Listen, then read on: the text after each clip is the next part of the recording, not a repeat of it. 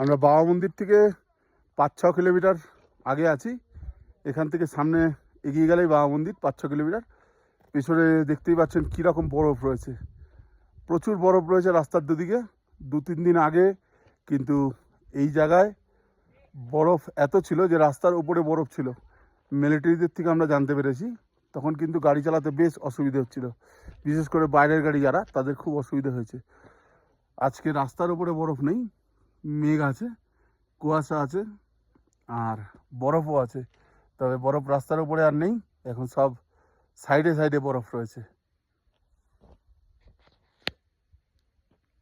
এই যে দেখতেই পাচ্ছেন বরফগুলো।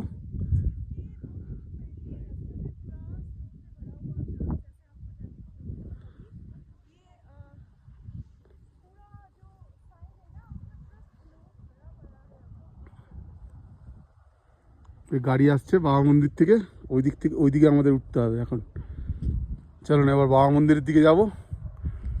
গাড়ি আসছে, ওরা ওপর থেকে আসছে, এলিফ্যান্টা লেক বাবা মন্দির দর্শন করে আসছে।